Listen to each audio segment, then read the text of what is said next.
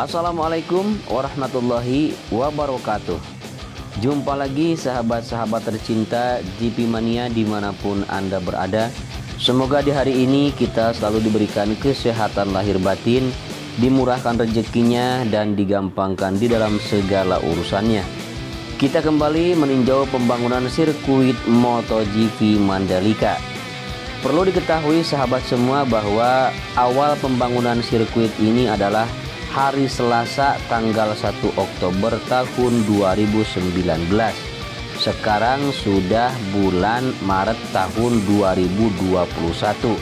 Berarti kalau kita hitung sudah memakan waktu selama 18 bulan.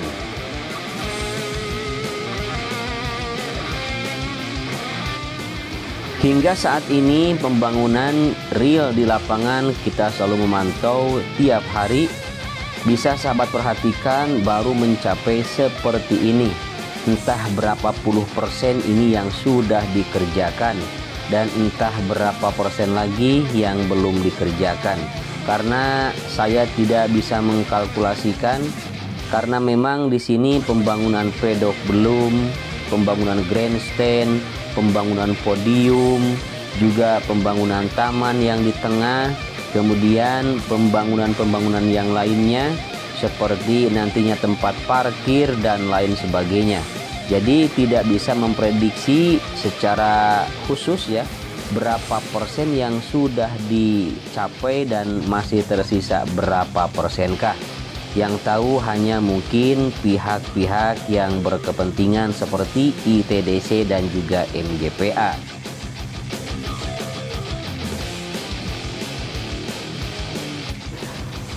Seperti yang diberitakan sahabat, bahwa hari ini tepatnya Minggu 28 Maret 2021 dari pihak Dorna akan mengunjungi sirkuit Mandalika. Untuk kebenarannya masih belum bisa ditentukan. Nanti kita lihat saja apakah memang hari ini bisa datang ataupun enggak, dan kalaupun datang siapa yang datang, atau perwakilan dari Dorna atau bos MotoGP sendiri yaitu Carmelo Ezpeleta yang akan mengunjungi sirkuit Mandalika ini untuk memastikan perkembangan pembangunan sirkuit Mandalika ini.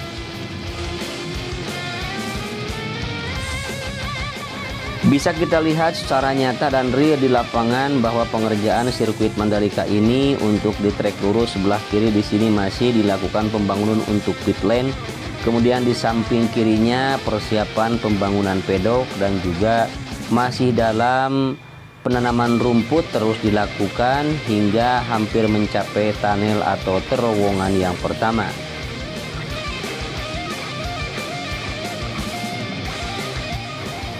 Banyak yang meminta untuk menerbangkan drone lebih rendah sahabat. Makanya di video kali ini ada di antaranya video yang sangat rendah saya ambil. Namun mohon maaf apabila tidak bisa serendah apa yang sahabat inginkan, karena tetap kita harus menjunjung tinggi peraturan yang sudah dilakukan atau diberikan di sirkuit ini, demi faktor keamanan dan juga demi tidak mengganggu jalannya para pekerja yang sedang melakukan pekerjaan di sirkuit ini.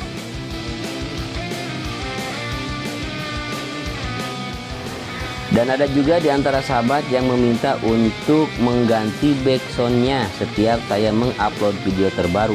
Katanya biar tidak bosan. Baik, di video kali ini sudah saya ganti backsoundnya.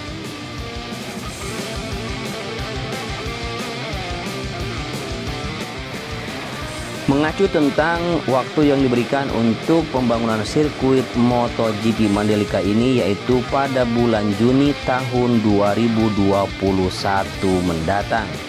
Namun gelaran balapan MotoGP perdana yang dilakukan di sirkuit Losail Qatar akan dimulai nanti malam jam 24 waktu Indonesia Barat.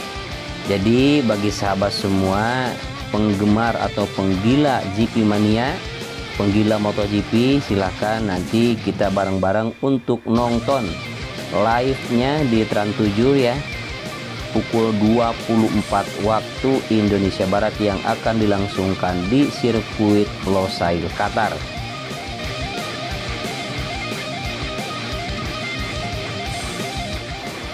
Hingga saat ini, sirkuit MotoGP Mandalika ini baru dijadikan sebagai sirkuit cadangan saja untuk gelaran balapan MotoGP di tahun 2021 ini. Namun walaupun hanya dijadikan sebagai sirkuit cadangan, kita tidak berkecil hati ya, kita tetap optimis walaupun memang saat ini pembangunannya baru seperti ini. Mudah-mudahan saja sirkuit ini akan bisa diselesaikan tepat waktu sesuai jadwal dan juga sesuai keinginan. Namun walaupun sirkuit ini tidak bisa menggelar balapan MotoGP di tahun 2021 ini, masih ada waktu tahun 2022 dan selanjutnya. Bahkan kita sudah teken kontrak ya 10 tahun, yang tadinya 5 tahun akan digelar tapi sekarang menjadi 10 tahun akan digelar di sirkuit MotoGP ini. Bahkan Superbike pun sudah termasuk di dalam kalendernya sirkuit MotoGP Mandalika. Dan ada kabar juga bahwa F1 juga sudah melirik sirkuit MotoGP Mandalika untuk dijadikan sebagai balapan F1 atau Formula 1. Mudah-mudahan yang terbaik kita harapkan untuk sirkuit MotoGP kebanggaan kita ini.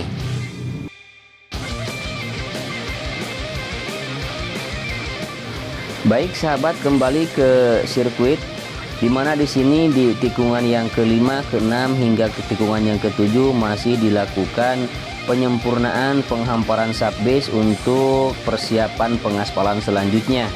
Dan juga di sini masih dilakukan pengerukan atau pengikisan lintasan yang dianggap tidak maksimal.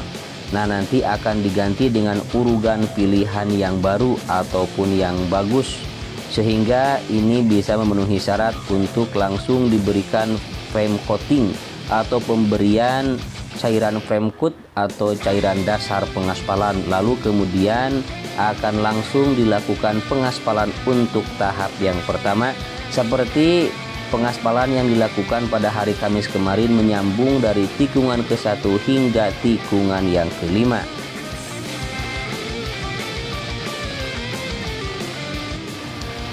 Sirkuit yang mempunyai panjang 4,31 km ini akan dilakukan pengaspalan 3 tahap, yaitu tahap yang pertama yang sekarang sudah mulai dilakukan pengaspalan, kemudian juga nanti tahap yang kedua dan tahap yang ketiga. Perlu diketahui sahabat bahwa untuk pengaspalan yang pertama boleh disambung, boleh sepotong-sepotong atau sebagian dulu hingga semuanya nanti akan terkonek. Namun untuk pengaspalan yang terakhir yaitu ACWC ya, tidak boleh terputus, alias semuanya harus kontinu dari awal pengaspalan hingga ke titik pengaspalan tadi dimulai, harus terus menerus. Walaupun nanti 2 kali 24 jam ataupun 3 kali 24 jam.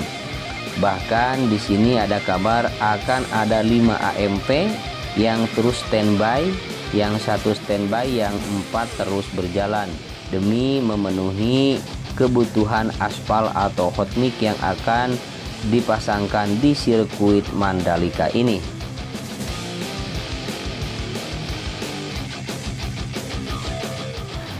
Kembali ke trek sahabat, ini adalah merupakan pembangunan retaining wall atau terusan tunnel yang kedua ya, dimana di sebelah kirinya masih dilakukan pemasangan begisting untuk pengecoran. Kemudian ini adalah merupakan area gravel di tikungan ke-8 menuju tikungan yang ke-9. Jadi dari tikungan yang ke-5 hingga tikungan yang ke-9 ini sekarang banyak sekali pengerjaan seolah-olah dikebut sahabat semua demi memenuhi target ya.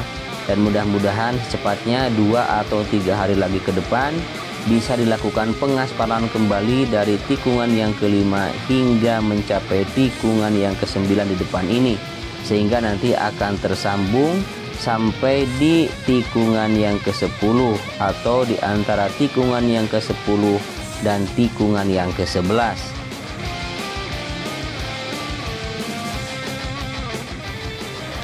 Sirkuit Mandalika ini nantinya akan mempunyai 93.200 tempat duduk untuk penonton. Kemudian mempunyai 138.700 area tanpa tempat duduk. Kemudian ada Hospitality Suite yang mampu menampung 7.700 penonton. Dan termasuk 5 grandstand yang berkapasitas 150.000 penonton yang terletak di tepi pantai Kuta Mandalika. Jadi nanti selain pedok juga di sebelah kiri lintasan yang lurus sahabat, di sebelah kanannya juga akan dibangun nanti tribun ya yang membentang dari awal trek lurus hingga hampir mencapai ke tikungan yang pertama atau ke tunnel yang pertama. Kemudian juga nanti ada pembangunan grandstand ya di tikungan yang ke-10 tepatnya di tepi pantai. Kemudian juga nanti akan dibangun di tikungan yang ke-6 di sebelah kiri dan juga di sebelah kanan nanti akan berhadapan. Dan juga nanti katanya di tikungan yang pertama di sebelah kanan, dan juga ada VVIP yang akan dibangun di tikungan pertama di sebelah kiri tepatnya di bukit. Nah seperti itu kabar yang didapatkan. Namun untuk pembangunan lebih jelasnya nanti akan kita sama-sama saksikan. Di manakah nanti grandstand dibangun dan juga podium dibangun. Kemudian kalau pedok sudah pasti di sebelah kiri lintasan lurus ya yang mempunyai panjang 700 meter.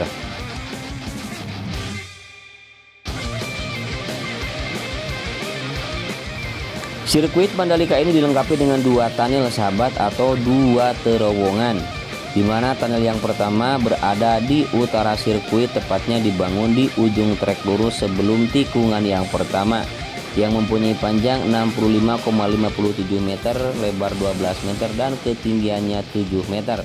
Kemudian untuk tunnel yang kedua ini tunnel yang lebih panjang daripada tunnel yang pertama ya, karena mempunyai panjang 117,77 meter kalau luas atau lebar, kemudian ketinggiannya masih sama 12 dan juga 7 meter.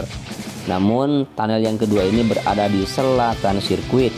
Untuk fungsi kedua tunnel ini sama, yaitu untuk mobilisasi para pengunjung atau para pendatang untuk keluar masuk zona sirkuit.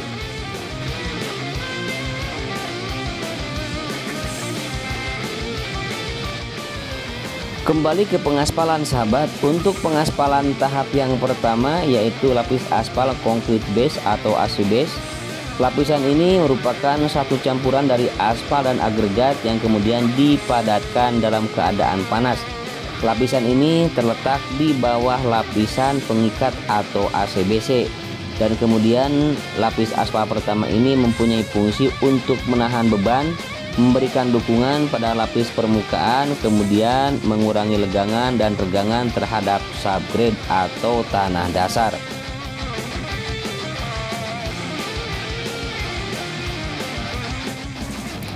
Untuk lapis yang kedua yaitu lapis aspal concrete binder course atau ACBC. Lapisan aspal ini terletak di bawah lapisan aus atau warning course dan di atas lapisan pondasi atau base course atau lapisan yang paling tengah. Kemudian untuk aspal yang ketiga adalah lapis aspal concrete warning course atau ACWC. Lapisan perkerasan yang diletakkan paling atas yang difungsikan sebagai lapisan aus. Nah ini sahabat untuk aspal atau pengaspalan lapis yang ketiga ini yang nanti akan terus menerus dan tidak boleh terputus demi menjaga kualitas aspal atau kualitas mintrek untuk keperluan balapan.